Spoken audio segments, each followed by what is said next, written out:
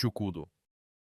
Представьте себе транспортное средство, которое выглядит как самокат, но в несколько раз больше и полностью сделано из дерева. Да, без тормозов, без мотора, без амортизации, просто колеса, руль и доска. Это Чукуду, самый безумный грузовой транспорт в мире.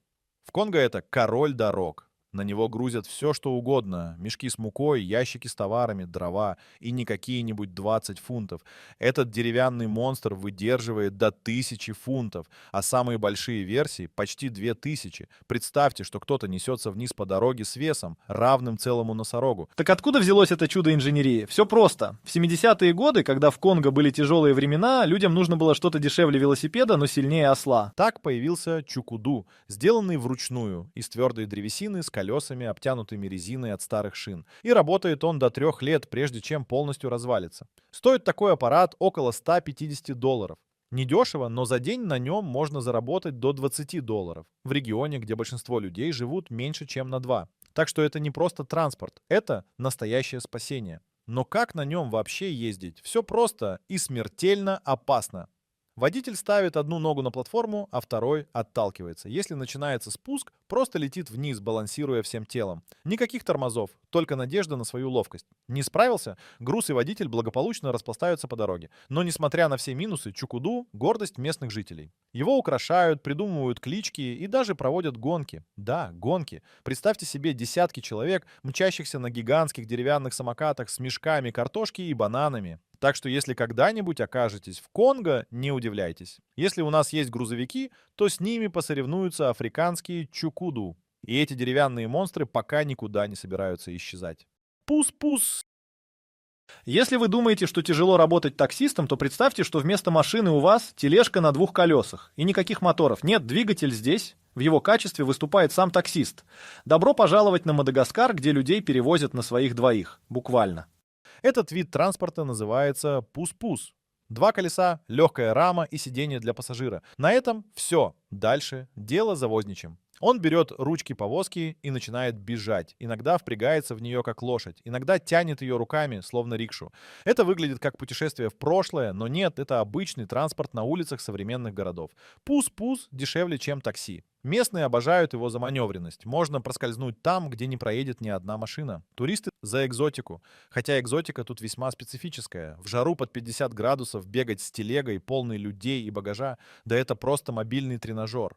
Иногда возницы апгрейдят свои пус-пусы, добавляют велосипед, мотоцикл или даже мотор. Но настоящий классический пус-пус исключительно на ногах.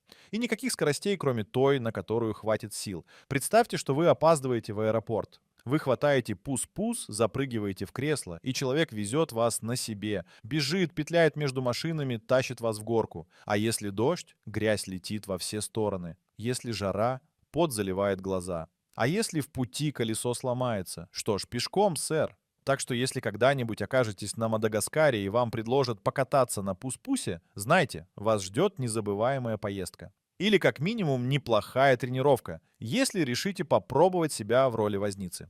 Матату. Добро пожаловать в Кению. Здесь общественный транспорт – это не просто способ передвижения. Это настоящее уличное шоу. Матату – это больше, чем микроавтобусы. Это яркие, кричащие на весь город маршрутки, которые носятся по дорогам с адской скоростью. Их кузова украшают портреты знаменитостей, слоганы и граффити. А из динамиков звучит музыка такой громкости, что можно потерять слух еще на остановке. Зачем все это? Да потому что матату — это битва за пассажиров. Чем громче, чем ярче, чем безумнее, тем больше людей захочет сесть именно к тебе. Водители и кондукторы, они же макканга, настоящие артисты. Они подбегают к людям, зазывают, орут названия маршрутов, устраивают целые представления. Хотите экстрима? Садитесь в матату. Эти водители не признают правил дорожного движения. Они обгоняют, подрезают, мчатся на полной скорости по узким улочкам. А если пробка, просто выезжают на встречку. Без проблем. Но не все так весело. Матату — это не только стиль и драйв, но и головная боль для правительства. В 90-е годы их даже сравнивали с уличными бандами. Водителей обвиняли в мошенничестве, хулиганстве и даже насилии. Бывали времена, когда маршруты контролировали настоящие преступные группировки. Сегодня власти пытаются навести порядок в этой сфере. Водителей заставляют носить форму, требуют ставить ремни безопасности и ограничители скорости. Даже запрещали яркие раскраски. Но народ восстал достал. В 2016-м Матату снова разрешили разукрашивать как душе угодно. Некоторые владельцы тратят на аэрографию больше $2000, но эпоха Матату все же уходит. В Найроби запрещено запускать новые маршрутки, вместо них большие автобусы. Однако старые добрые Матату еще держатся. И если вы окажетесь в Кении, не упустите шанс прокатиться. Только пристегнитесь, если, конечно, ремень там вообще есть. Тарантас на осле. Забудьте о скоростных поездах и крутых спорткарах. Есть транспорт, который пережил все современные технологии. Он не боится пробок, не требует бензина и умеет проезжать там, где даже внедорожники бессильны. Знакомьтесь, Тарантас на осле. Это не просто повозка, это символ древнего и неубиваемого транспорта. 2 деревянных колеса, грубые доски, веревки и осел, который вообще-то не всегда в восторге от этой работы. В таких повозках перевозят все, что угодно, от овощей до людей. А водителем здесь может быть кто угодно, и старик, и подросток. Скорость? О, это отдельная тема. Если ваш осел в настроении, он может разогнаться до 10 миль в час. Но если он передумал работать, вы не сдвинетесь с места. И никакие уговоры не помогут.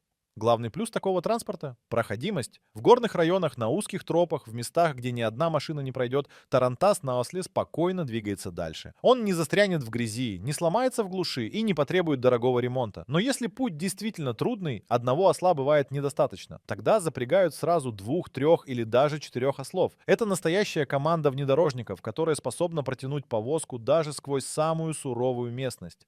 Однако не все так радужно. В некоторых странах такие повозки запрещают. Причина простая. Они создают хаос на дорогах. Водители машин жалуются. Ослы идут, где хотят. Останавливаются, когда вздумается. И вообще ведут себя как хозяева трассы. Но, несмотря на все запреты, этот транспорт живет. Пока есть люди, которым нужно что-то перевозить дешево и надежно, Тарантас на осле никуда не денется. Потому что не все гонятся за скоростью. Иногда главное просто доехать. Бода-бода. Представьте, жаркий день, улицы забиты машинами, пробки не двигаются, а вам срочно нужно на другой конец города. Такси? Дорого и долго. Автобус? Ползет как улитка. Но в Восточной Африке есть бода-бода, транспорт, который не ждет зеленого сигнала. Это мотоциклетное и велосипедное такси, которое проедет даже там, где обычный транспорт бессилен. Узкие улочки, грунтовые дороги, пробки — не проблема. Но знаете, что самое интересное? Изначально бода-бода не имела моторов.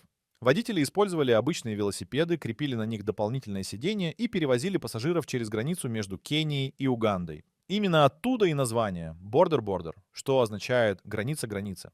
Но времена изменились. Появились дешевые китайские и индийские мотоциклы, и бода-бода пересели на них. Сегодня в Уганде по улицам мчатся тысячи Bajaj Auto, а в Руанде правят TVS Motor Company. А теперь немного фактов, которые вас удивят. В одном только кенийском городе Кисуму работает 11 тысяч бода-бода.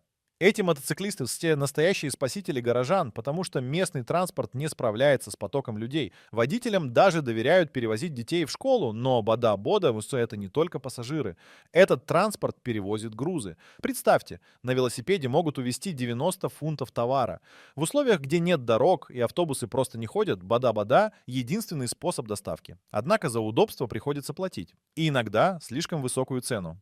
В столице Уганды Кампале ездит до 80 тысяч бода-бода. Это настоящий хаос. Водители гоняют без правил, на бешеных скоростях. Шлемы? Да кто их носит? Итог — минимум 2 смертельных ДТП в неделю. Но и это еще не все. Бода-бода — идеальное прикрытие для преступников. Грабители, убийцы, вымогатели — они просто садятся за руль и растворяются в потоке мотоциклистов. В Уганде даже была банда Бода-бода 2010.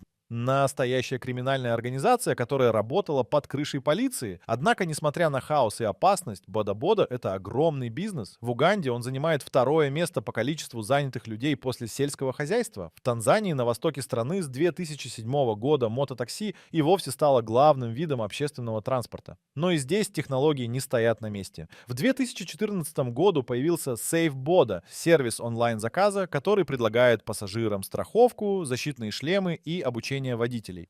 И все же главный вопрос остается открытым. Это транспорт будущего или гонка на выживание? Время покажет. А пока, если вы окажетесь в Восточной Африке и увидите мотоциклиста, который предлагает подбросить вас по бездорожью, подумайте дважды. Муле. Сейчас я расскажу вам о легенде африканского автопрома. Знакомьтесь, это мул, монстр среди городского транспорта.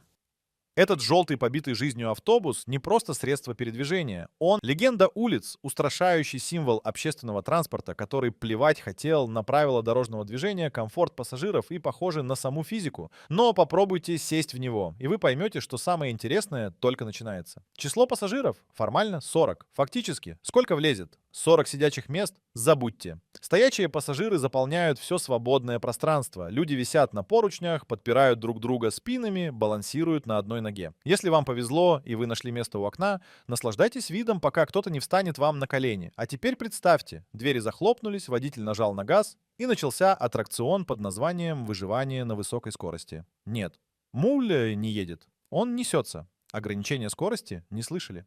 Полосы движения не для нас. Правила? Какие еще правила? Здесь они простые. Кто первый, тот и прав.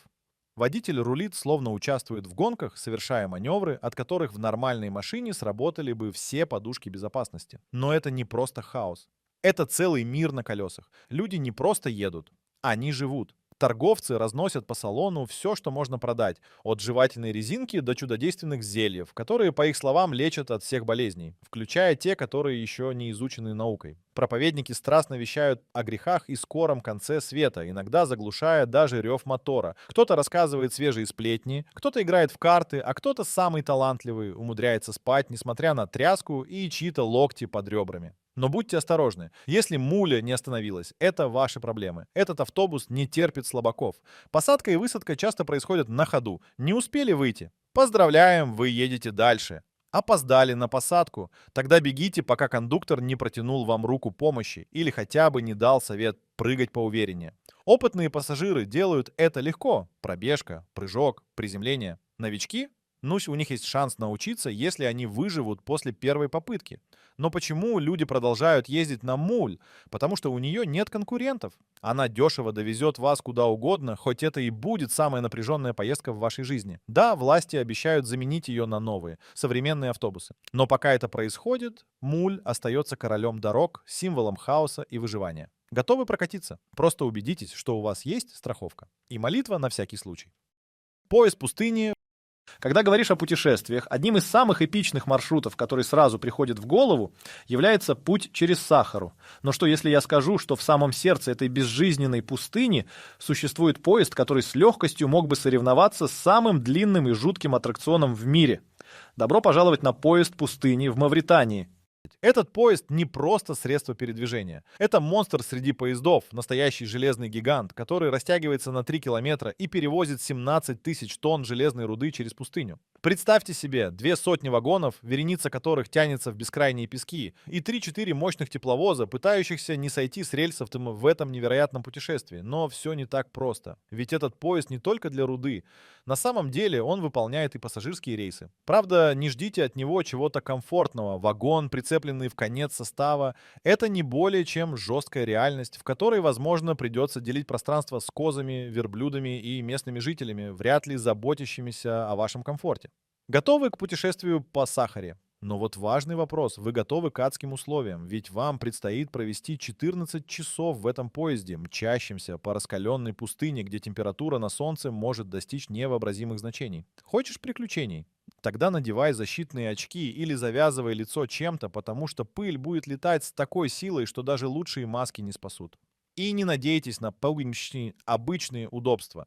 В поезде нет туалетов, нет кондиционера и, что еще хуже, нет доступа к воде. Если вам удастся пересечь пустыню, приготовьтесь к экстремальной жаре днем и холодам ночью. Но разве это останавливает искателей приключений? Конечно же нет. Вся эта жестокая экзотика и риски привлекают тех, кто хочет испытать нечто запредельное. Многие путешественники, несмотря на все угрозы, путешествуют автостопом на этом поезде, считая поездку через Сахару своим личным подвигом. Мавритания — это одна из самых неприметных стран Африки. Здесь нет толп туристов, и это, возможно, то, что делает поезд пустыни еще более захватывающим. Это ваш шанс попробовать что-то совершенно дикое, пока вы вдыхаете запахи руды, пота и пыли. Вы точно хотите попробовать это на себе? Если да, то помните, весь этот экстрим и приключения имеют свою цену.